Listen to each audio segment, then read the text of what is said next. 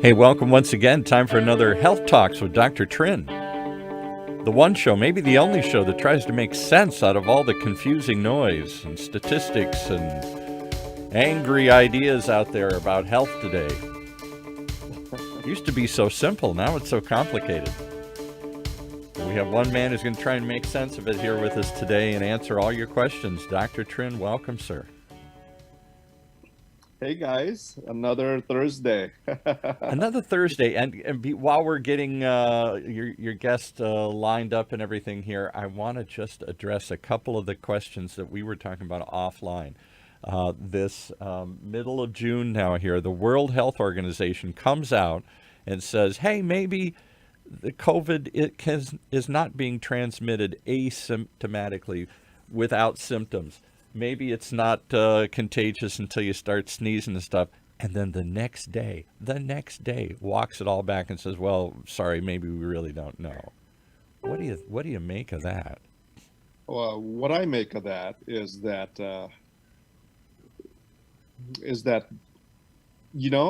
they're either telling facts and truth, or they're telling facts and truth, and somebody came and chewed them out for it, and they're backtracking. Yeah, right. And so, and then the center. I was watching somebody else. I'm not trying to get political here, but the Center for Disease Control was supposedly a non-political organization that we fund. It used to be thought of as the premier disease organization in the world. You know, they're on top and tracking everything. You want to get crystal clear information, you get it from them, and they've gone completely radio silent since over the last couple of weeks. They don't come out and do any reports. They don't give any updates, and yet coronavirus continues to escalate again as we all come out again. Yeah, it's we're playing politics with science. I mean, it either is or isn't. I don't know why we can't just tell the truth. And if we've decided we're going to stay out and deal with it, then great. But we can't even talk about it. It is kind of disappointing. I'm starting to learn that a lot of these scientific organizations bodies, are supposed to give us recommendations on healthcare. Isn't just giving us recommendations on healthcare. I'm starting to learn that there are agendas beyond the data. Yes. There are agendas beyond the data that is involved, agendas that may be political, agendas that are more than just medicine. And so it's less about the treatment and more about the agendas, and that's a little sad. So welcome back, Lisa Thurman from Global Alzheimer's Platfrom Foundation. That's a mouthful, but we're glad to have you back for part 2 today. We're not just going to, last week we talked about all the scary things with Alzheimer's, problems, ideas, we went through the downside of the story. Today we're going to focus on the upside of the story and healthy brains and what we can do and what we can learn. But I think it's important to just finish this point here. Who do you trust anymore? Who do you listen to? Everybody's got their own agenda. Everybody's got their own facts.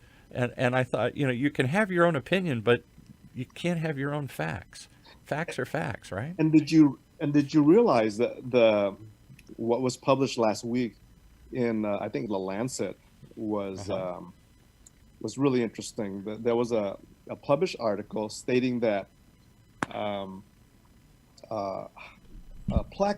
hydroxychloroquine, which has been, this malaria medication that's been promoted for COVID treatment.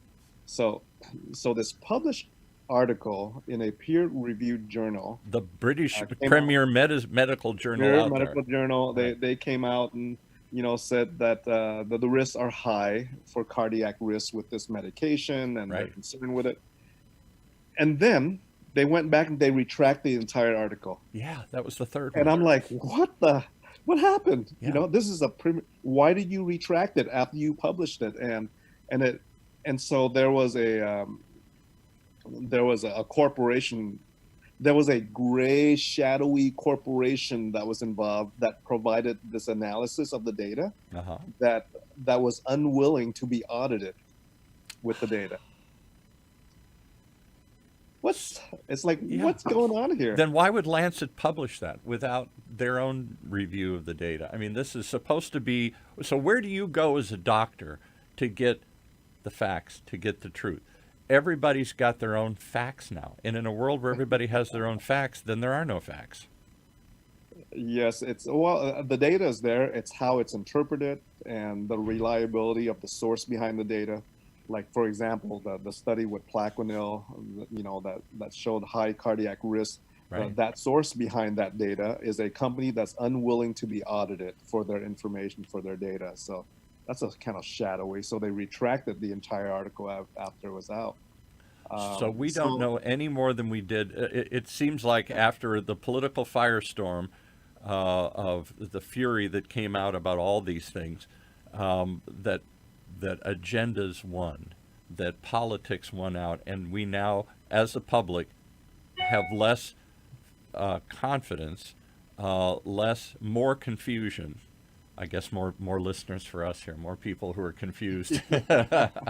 So again, I throw that out forever because we're going to talk today about the future of Alzheimer's, and again, we're going to talk about research and science and data, and yet we live in a world where everybody goes, nah, I don't know if I believe that, or I believe something totally different. I mean, I don't have any data behind it, but I still believe it. Right. And the information that's presented gets retracted like the next day. I'm like, okay. And this is from, World Health Organization and large organizations. Yeah. Very confusing world, which is why we have these discussions, I guess, to kind of help sort things out. Right. That's why we have Dr. Trinh here today. So who did you bring back again?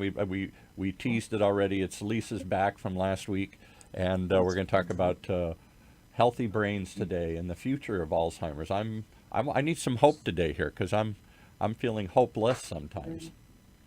Yeah. Well, there's lots of hope out there. I promise. All right. Well, there's a lot you can do from a lifestyle perspective that really can slow the process, and clinical studies show that it's a prevention tool. I mean, Dr. Trinh talks about it and lectures about it in the community all the time. It's lifestyle. It's your gut health. It's how social you are, how active you are. These are all tools in your wheelhouse to prevent memory loss, to prevent mild cognitive impairment, to prevent Alzheimer's and dementia. But it must be frustrating for all of you involved in clinical research, analyzing data. And I understand the data, different studies can suggest different things, but overall there's some solid data behind what you guys are doing here. To then go out to the public and they go, yeah, I know you tell me there's data about this in a study, but my uncle says this. I read a tweet last week that says this, and I'm not sure I believe you. Which is why it's so important to go out and educate our folks. There's a difference between good data and good science versus good marketing. Yeah, right. You can have great information, great science, great knowledge, and great truth with poor marketing, or you can have trash and sell it as gold. It seems I would agree with that statement. It's really truthfully about how you're educating the community and what you're educating the community with. I mean, these are really, really simple tools, and a lot of it is common sense. And right. And that's the beautiful part about what we do, and especially what Dr. Trinh does. I mean, he goes out and he educates the community on various lifestyle factors that can affect your memory loss. He has a lecture coming up. He's going to talk about the dangers of sugar or your gut health. And these all play into your brain health. And sugar, boy, I don't want to give up sugar. Sugar's in everything. Sugar is, I'm addicted to sugar. I probably really am addicted to sugar here. Paul, you and I both. Yeah. Right. Come join our 9 a.m. Zoom talk. Okay. When is that going to be? 9 a.m. Oh, right after this? Okay, sorry. Okay. So stick around. We got 2 talks today for you here. So I'd love to throw it out to your community here, people who tune in eagerly to have these debates and discussions. And then so often, as happened over the last few weeks, they're off on their own tangent. We throw out some incendiary comment, usually for me, and then all of a sudden everybody's like, well, I don't know, and I believe, and I don't think so, or whatever. I'd love to hear from people. Do you trust science today? Because I think we're going through an extraordinary time where science itself is under assault. Maybe it's climate, I'm going to show my bias here, but maybe it's climate change science. Maybe it's medical science. Maybe it's COVID science. Maybe it's health style science. And it seems like maybe it's because there are so many competing studies and competing bits of information, competing marketing out there, that it's muddled the world to the point where I'm not sure I trust science any more than I do my own gut instinct. So, do people trust science today? Or type in if you're listening, and let us know what. And if you do, what science do you listen to? Do you pick and choose what you're going to? Are we cafeteria? I used to, I'm a Catholic. They say today Americans are cafeteria Catholics. We pick and choose what we want to believe here. Are we cafeteria scientists? We used to. This country was founded on enlightenment and reason, and that's what the whole Enlightenment movement was about in the 1600s, that produced all this great thought that led to the American Revolution, the French Revolution, all these things. And I don't know that we believe in science and reason as much as we do instinct, and feelings seem to matter as much as facts. Am I just overstating this, or I don't know? Paula is saying, I don't trust the reporting of science. Okay. Vivian says, I used to, but I'm beginning to wonder. Yeah. Christy says, yes. So look at there, just 3 reactions, right? And 2 out of 3 say no or not sure. I trust science, either because I don't trust I don't know that I'm getting the full report, or I don't know that scientists don't have their own agenda and they're just trying to twist the facts to meet they've already made a decision and they're trying to adjust the facts to fit. And speaking about science, Lisa, where did activate your brain come from? This activate your brain that we're gonna chat about. Activate Your Brain is a global Alzheimer's platform initiative focusing on the 8 pillars of health. All of them are various lifestyle factors, to say for the last pillar, which is get involved in clinical research within your community. And it was a GAP initiative that was started several years ago, and it's really taken foot. So what exactly is Activate Your Brain? Well, if Paul wouldn't mind please. up our Activate Your Brain spot. Video? Let me, give me a moment. I've been chatting. I apologize, Paul. Let me see if I can. Cool. So we got a cool video that you want to show about. What is the purpose of Activate Your Brain? What's the goal? To get people more active, to get people to address some prevention lifestyle issues, and hopefully slow down maybe the progression of memory loss, especially if it's a genetic factor in your family. Because remember, this is a disease that is one of the top 5 leading diseases in the United States that has a high it's one of the most devious diseases we have.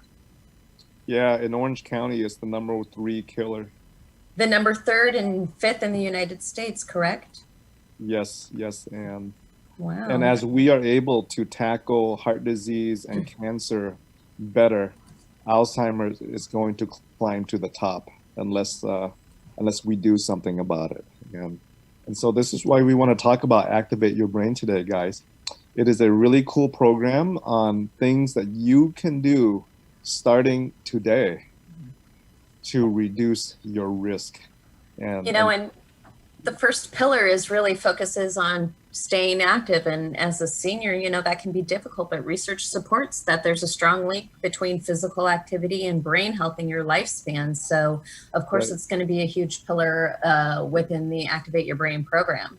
Eating well is also a key component. I mean, learning basic meals that are healthy meals, focusing on fruits, vegetables, whole grains, and nuts. These are all things that you can incorporate in your daily life. And these are the things that are really a focus. Okay, I see Paul. Yes. Paul pulled up the screen. Is that sharing? Are you sharing your screen, Paul? Is that why? That's cool. Yeah, it's a hybrid through this program. I love it. So I think you can expand on that screen, right? I'm trying to. That's what I'm desperately trying to think. It's as Click far on enlarge the video, and it should pop up and take the full size. Oh yeah, okay. Let's see if we can do this. Yeah, enlarge the video. See, it doesn't give me the actual YouTube controls on this site here, so I don't know that it allows me to actually.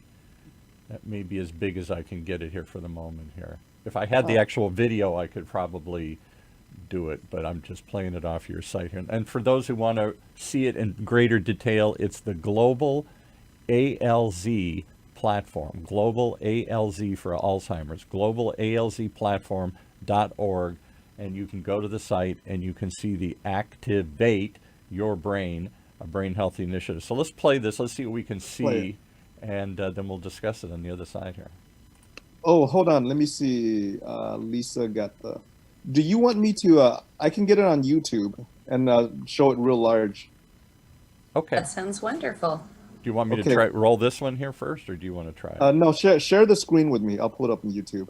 Okay. Or give me a host or co-host ability, and I'll share my screen. Let's see, share. Let's see if I can get it on YouTube here. Try that. Is that oh, hey, that looks. Let's see here. Sorry, we're making the sausage right as you're watching us here. That looks good. That looks good. I think it's large enough. Go ahead and play it. All right, let's see what happens here. We all know the basics of keeping our bodies healthy as we age. Exercise to strengthen heart and lung capacity. Keep your muscles and bones strong with resistance training.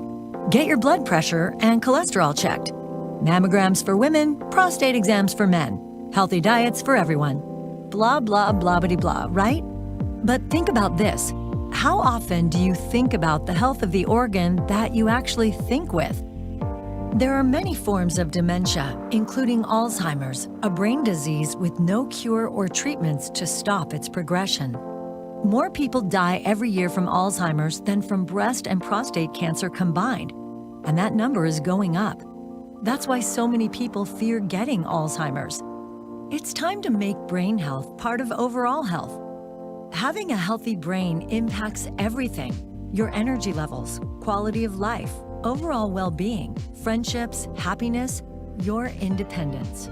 And research suggests there are simple things we can do as we age, and we're talking from 45 on, to keep our brains as healthy as possible.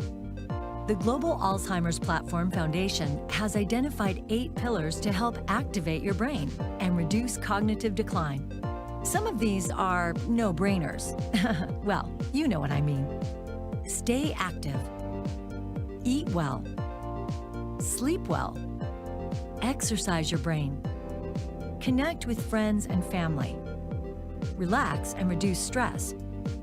Control risk factors.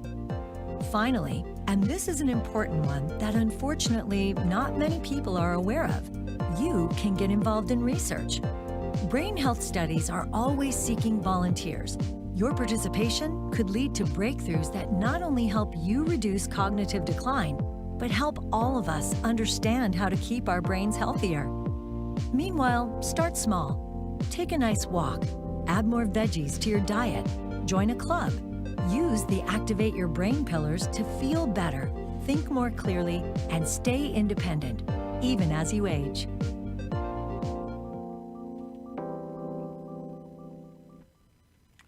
Okay, not much controversial there. Not much you can't say, gee, that makes a lot of sense. Pretty simple, huh? Pretty simple, huh? But, all right, so let's break down some of those points in there. I was taking some notes as you went along here. It's exactly what we were talking about the first 10 minutes of the show here.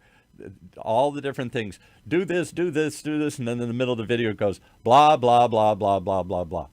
Too often that's the way we react to all this stuff. Yeah, exercise more, eat more, yeah, blah, blah, blah, blah, blah, blah, blah. how do you get people to wake up and realize the simplicity of starting some of these things? How do you get them not to just tune it out? Yada, yada, yada, as Seinfeld used to say, noise, noise, noise, blah, blah, blah. I don't want to hear it. I don't want to talk about it. How do you wake people up and say, it's not that hard? It's really about motivational interviewing, Right. and how to seek out what motivates someone to start exercise, and we all have different reasons for exercising, and we all have different reasons to not exercise, and it's just drawing out those values in folks, what is valuable to them in their lives, and how can you tie exercise to those values. I think that it's focusing on the small changes, small changes that we can incorporate in our daily life. Walking that extra block, or instead of making pasta noodles, making zoodles. Or I don't even know what a zoodle is. What's a zoodle? It sounds great.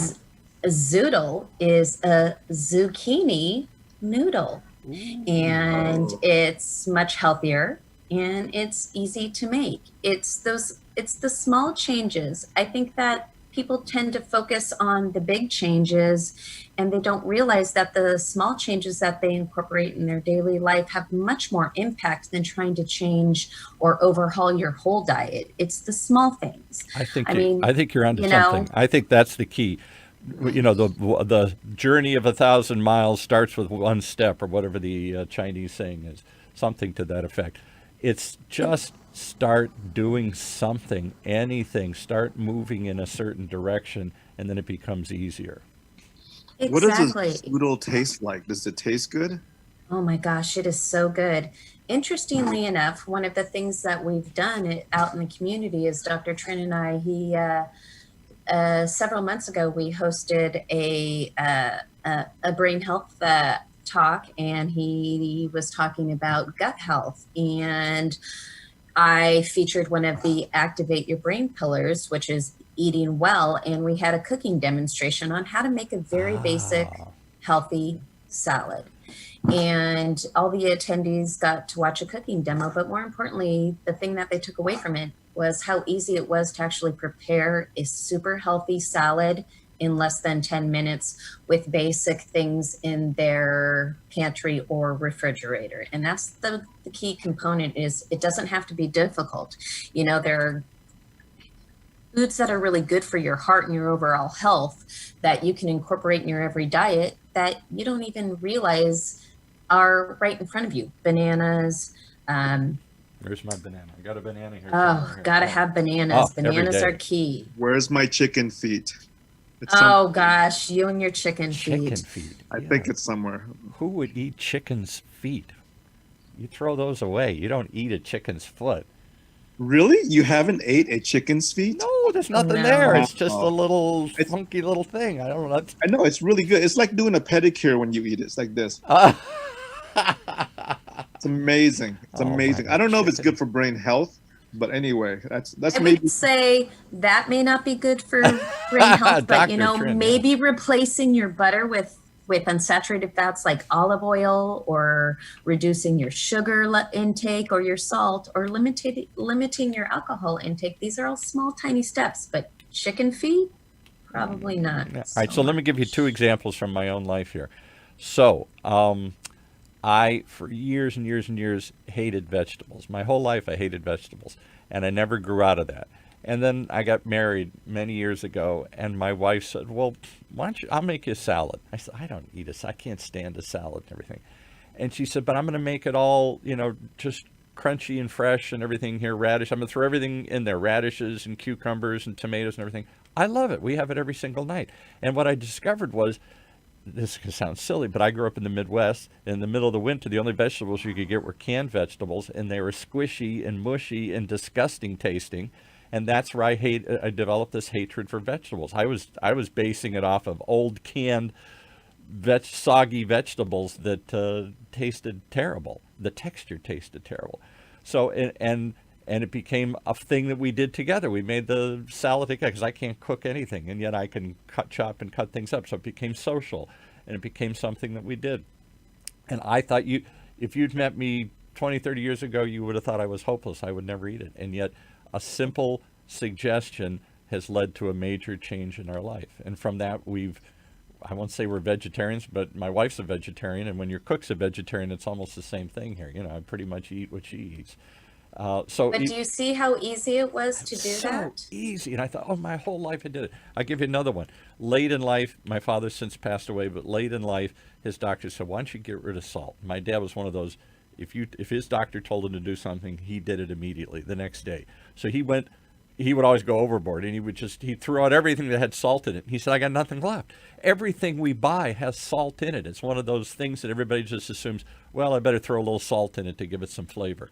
We were from the Midwest. My dad used to, before he'd start even tasting the food, put salt on it. He'd be talking to you as you served him the meal, and he'd immediately be putting salt on it. I say, Dad, you don't even know what it tastes like. Well, but you got to put salt on it. Once he did that, he was amazed how much salt there was and stuff. And his weight, he always had a weight problem his whole life. His weight went down. And for the last 10 years of his life, his weight was under control. And he thought that was that easy, just getting rid of salt, because he was retaining all this water and everything else from it. So simple thing. And then the last example is my wife is allergic to butter. She's not just lactose, she actually breaks out and has cysts and stuff. Wow. And part of that's because she overdosed on it for years and years and years and years and years. Cheese, milk, butter, that's all she lived on. And the doctor said, you probably just overloaded your system and you developed an allergy to it. And which we can talk about in another show. How do you develop allergies to food? So every time we go out to eat, we love to go out to dinner. We always have to go through this laborious checklist with the chef. Is there any butter in that? He says, I don't think so. We'll go check, because they usually put butter in it. And at the end of the day, every restaurant thinks, well, I might as well throw a little butter in there, just like salt, because that's what everybody expects. And when you take it out, it doesn't change the flavor hardly at all, and yet it's probably better for you. So that's very true. You can make something such as a simple change as replacing your butter with olive oil, yes, coconut oil, does, right. Avocado oil. They're always healthier options, and that small change can have a maximum result. So get rid of this. Just go through your cupboard and rip out everything that has salt in it. You'll be shocked. Or look at every ingredient on the package and see if it has butter in it, and try and limit or reduce that. Those two things alone, salt and butter, and make a healthy salad. If you did those three things, it's been dramatic in our lives here. You know what the beautiful part is that I can give you 3 healthy brain foods that you want to eat: fresh berries, dark leafy vegetables, and dark chocolate. Dark chocolate? Oh, there's yes. Oh, thank you. Thank God. I thought I wasn't going to admit that I like that. Dark chocolate. Yes. Yeah. Like, can Absolutely. I eat like an entire huge thing of it every day? Everything in moderation, Dr. Trinh. Everything in moderation. Everything in moderation. Other various factors, sleeping well, having a good night's sleep, yes. You're more alert, you're more energetic. Those all have long-term effects on All right, your so health. let's ask your audience again here. What's the average night's sleep for most of us today here? I'm going to suggest, I got my own guess. I don't want to predetermine my facts here. I have a conclusion already, and we'll see if the facts bear it out. But I'll bet most people don't get 8 hours sleep a night. So I'd love to see what people say. How many hours sleep do you get a night? How many hours of sleep do you guys get a night? Put it in the chat box. We're curious. Yeah. I'm curious, and Dr. Trinh, once people respond a little bit, I'm curious to see what the average time spent sleeping, and we can talk a little bit about what research has shown that a good night's sleep does for your brain. Huge. And as we get older, we sleep less. I don't know why. Do we need less sleep, or is it harder to sleep? You do need less sleep, but you still need a good amount of sleep. We recommend at least, if possible, at least 7 hours a day or at night. Mm-hmm. And it's because the data has shown that this this amyloid plaque, right? This Alzheimer's plaque that builds up in the brains of That's like Alzheimer's a people, fence and a lot keeps right? the cells from communicating, right? Yes, it's like Or the it nerves keeps or the whatever. cells from communicating. It keeps our brain cells from communicating. But there's a process that builds amyloid in our brain. That process includes having a bad lifestyle with nutrition, lack of exercise, diabetes, obesity, all these different things in life builds up your amyloid level. There's also a process of amyloid removal that is occurring There's some in hope. your brain. Okay. I thought once it's built up, it's there. There's a process of amyloid removal that is happening. And so guess when is amyloid removed the most? I guess it's going to be sleep because we're talking about sleep here, right? When you are sleeping. It's flushing this stuff out of there? Yes, and if you are not sleeping, guess what's not happening? No flushing. That's correct. That's correct. So Christy says 6 hours of sleep. Jennifer Larkin says 5 hours max if she's lucky. See? Sharon says she gets 8 hours, but hubby gets 3 to 4 hours. How many hours of sleep do you get, Jack? I'm going to guess, based on just my own anecdotal evidence, that most people, particularly successful people, are getting 4 to 6 hours sleep a night, max. That's kind of. Yeah. I know so many people that live on 4 or 5 hours sleep. They get up early. They stay up late. They get up early. Go. You know, they're at the gym at 4:30 in the morning. Then they're doing all this stuff, and then they work straight through till 8 o'clock at night. And it's round the clock, 60-hour weeks. Blah blah blah. This is how you make money and succeed. And How many hours do you get of sleep, Paul and Lisa, on average? I'm probably in that 6. I'm probably closer to 7. Or I probably really do focus on it, but too many nights I stay up late and then get up early. So I'm in bed pretty early because, as you know, I have a 7-year-old, so I go to bed early. But I'm getting about 7 or 8 hours of sleep. I'm pretty consistent. When I crash hard, but I also get up very early. I'm up at 5. So You guys are good. Wow. so I think, but my wife, for example, has been going through. I shouldn't say this, but we talk about it all the time. She's going through really bad extended change of life. And oh my God, I don't think she's had a good night's sleep in years. Sporadic, a couple hours, and she gets up in hot flashes, and and I don't know how she functions. I don't know how she keeps going all day long. Yes. We have a question. Jack Durish says, does melatonin supplements help? To help you get to sleep. That's supposedly the mother's market answer, melatonin. I have personally used it in the past for myself, and it have had success, but there's lots of people out there who have used it with no success. So it really, I think, depends on the individual. How about CBD? There's another controversial one. The compound from cannabis, from marijuana here. That's I always advertise. We do a number of shows, cannabis, and they're always saying Helps with sleep. Help with sleep. Yeah, melatonin, Jack, does help most of my patients, and we always start at a low dose, like 2 milligrams, 3 milligrams. We've gone as high as 10 milligrams. Melatonin is something that's more frequently prescribed in the hospital now, believe it or not. Wow. It used to be, years ago, it's always Ambien, Yes, right. Restoril. And now I'm starting to see prescriptions inside the hospital for hospitalized patients of melatonin. So it's really interesting how that's kind of evolved into medicine. But it's definitely a little bit more natural than taking, an Ambien or Restoril or. Is Ambien addictive? That's Ambien's. My dad took it for years, and that was just part of his nightly routine. My wife refuses to take it because she's afraid it'll be addictive. Yeah, so it depends on how you define addiction. It's so there's two addictions.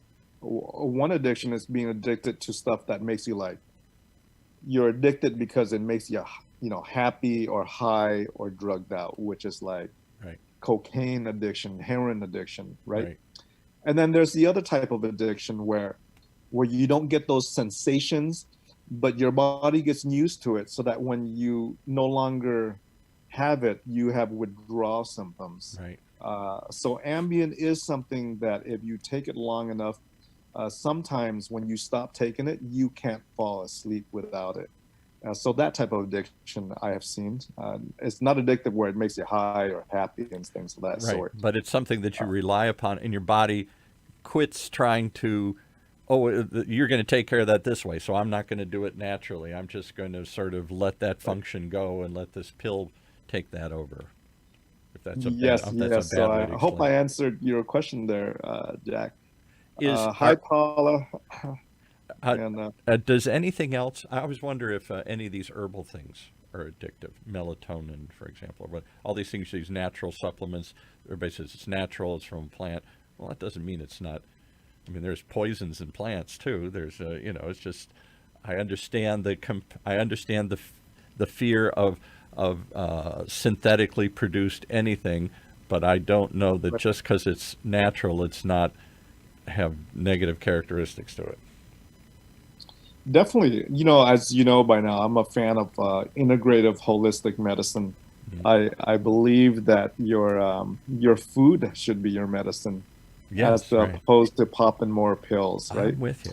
And And let me ask you but one other question. So now you got me. There should be a whole show on this. We should do a whole show on supplements. Is it just as good to pop a pill, or does the pill not get absorbed? Does it get absorbed better if you eat the leafy vegetables as opposed to just taking the ingredients in there in that leafy vegetable? Is a what do you pill as think, good Lisa? as food? Oh, I'm surprised that you're not answering. I would say that Dr. Trinh probably thinks that actual getting your nutrients and supplements from your leafy greens in your foods would be better for you, because that's the natural state of how our body absorbs it. But taking it in a supplement form would, I imagine, have different benefits in being consistent with those supplements and nutrients that you need. But I'm curious to hear what Dr. Trinh has to say. My preference is getting what I need from my food. I am too, and I always want. My wife religiously takes a multivitamin, and I resist. And I say, all you do is just pass it right through. All you do is just pee it out. I'm not sure how much of it gets absorbed. Well, it all depends on the health of your gut, right? It all goes back to the health of your gut. Absorption. Absorption is part of gut health, and if you have a healthy gut, you will absorb it. If you don't have a healthy gut, you won't absorb it. I've been told, and I believe it's true, that Americans have the most expensive pee in the world. The quality of what we pee out is All these criminal. vitamins get peed out, right? We have more because of these mega doses. Yeah. 5,000 milligrams of this, 10,000 milligrams. We don't just take vitamins, we take mega doses of vitamins. Right. And we do have the most expensive pee in the world. Because you're saying, so if I'm reading you correctly, our body is not absorbing that. We think, well, if a little bit of vitamin C is good, then I'm going to just take a massive dose, and it's in my body now, but the body says, I can't absorb that much stuff, and just pees it right out. Right. There are some foods that are good for the brain, specific for Alzheimer's. Okay, give me a couple. Somebody said cinnamon once. Is cinnamon... Cinnamon is good for sugar and different things. Lisa, go for it. What are some foods, Lisa, that are good for our brain? All right. Fish, dark leafy greens like arugula, chicken with no skin, nuts, dried bananas, dried fruit, strawberries, berries. I've mentioned dark chocolate. Somebody's trying to chime in there. Here. Add a few more. Yes, that would be my dog Oliver. He's all about healthy foods. He is. He's just trying to get everybody to get healthy here. Oh. He has an opinion. Trust me, he wants good health, and trust me, my dogs eat very well too. Yes, they do. It's just establishing better choices instead of reaching for that grab a bag of nuts. Foods with high omega-3s like fish, salmon, tilapia. These are all foods that are diet rich with what you would be getting in a pill, you're getting in your food. I So mean, again, it's Dr. Trinh, if I need an omega-3, because I believe in that research or that idea, that science, should I Right. just pop a pill? That's easy. Or should I go and find tilapia and cook it up, figure out how to cook this stuff here? or milk. Milk. Oh boy, milk's been one that's been removed from most American diets here because now we're so concerned. There are many, many people that say, "Oh, milk is no good for you. After you're a baby, you shouldn't have milk." Well, the quality of your milk depends on the health of your cow. Yes. Yeah. How much? What's the cow giving you? What did the cow Right. digest? Right. If you have a healthy cow, uh, that is there farm raised cow? No, farm raised is what? Chicken and stuff. Yeah. Well, free It's range. You're talking about free free range. range. Free Yeah. range. Where they're not in a pen and they're just forcing stuff into them and pumping them full of antibiotics and pumping them full of. Somebody said, I've seen this before. We had a show about water. And of course, it was sponsored by a company that produces some sort of whole home water systems. And they claimed that Americans are taking tons and tons of antibiotics. And I say, no, I'm not. Yeah, you are, because the cow, the chicken, everything you're eating, they're shoving them full of antibiotics to keep them healthy. And in the process, that's getting into our food chain, and we're absorbing all these antibiotics here. Same thing with hormones. They're putting lots of hormones, growth hormones and stuff in these things. And somebody even suggested that's why, maybe this is too rough to say, but that's why young girls are menstruating earlier and earlier in America, because they're absorbing all these hormones. What do you think of all that? You see a lot of I see a lot of studies that are showing both young women and young men hitting puberty earlier. And I think, there could potentially be a tie-in, but it goes back to the bigger issue of we need to really look at the foods that we're buying. Not we have to be active participants. If we're going to be using food as a way to prevent disease, which we should be doing, we really need to be an active participant in what we're selecting. For instance, organic milk, switching to organic milk is a huge factor. Or looking at your produce and is it organic, is it not organic? I mean, it's not even so much the bigger picture of whether it's organic or not. It's being an active participant in the foods that we select and that we put into our body and consume. So I can see we got to do some future shows. Can we arrange a cooking show on health with Dr. Yeah. Trinh? Lisa can cook for us. Just put it on Zoom. Yeah, just put it on Zoom. I have a fantastic meal that I will be more than happy to prepare. Yeah, let's do that with you guys. Let's do that, and because I already know the meal that I'm going to do. Because again, when my wife said let's make a salad, I thought 20, I don't know, what was I, 30 or some. I'd never had a salad in my life. It became fun. It became simple. And that's what I'm looking for. I don't want difficult and timely and expensive. I'm in a hurry. I don't have really any interest in doing this. Make it fun, make it simple, and I'll make a change. I'm like most moms. I work full time, and I've been homeschooling the last several months. Right. And I have a 7-year-old. So trust me, when I say I have no time, there's a reason I crash at 9:30 because I'm tired. Yeah, right, exactly. So my meals have to be easy, and I have a 7-year-old who's picky. So what I put together has to be done in less than 20 minutes. All of those are future topics, but I'd love to do a cooking show and show people's here's a simple thing we can make with what's around the house, make it simple, easy. I'd love to do some future shows on this whole idea of supplements and hormones and antibiotics in our foods and what's organic and what's not. Is that just a marketing label, or is there really some science behind it? All of those are questions, again, that I have about. I've thought about all these things, and I'm not sure I have an answer to any of them. I want to eat healthier, and yet there are these obstacles. I want to buy healthier, and yet I don't really know if I trust the labels and if I'm really examining the right things here. Let's do it. Let's do a cooking show on OC Talk Radio.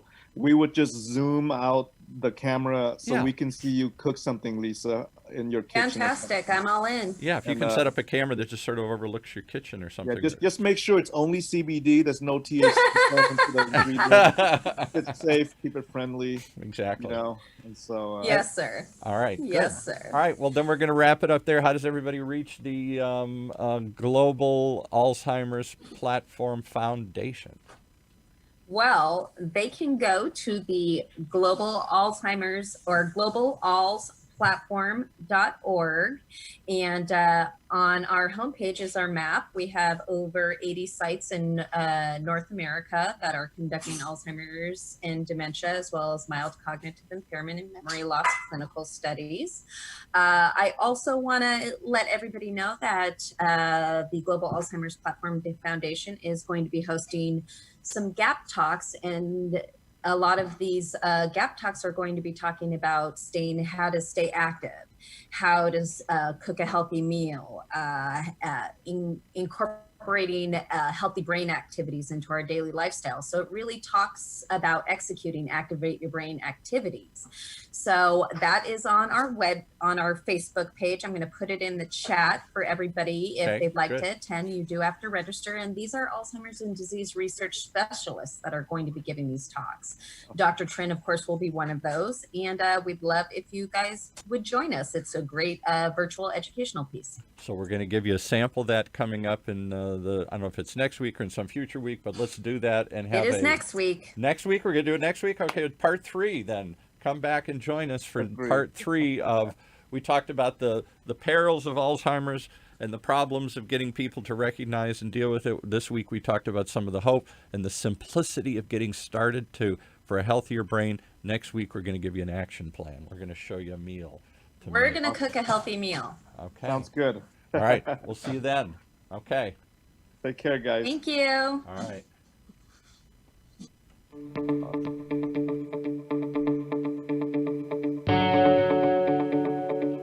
Okay, there you have it.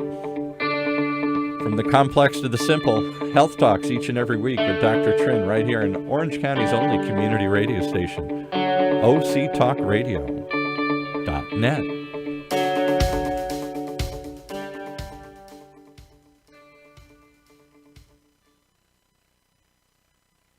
Okay, got to go. We'll talk to you next week.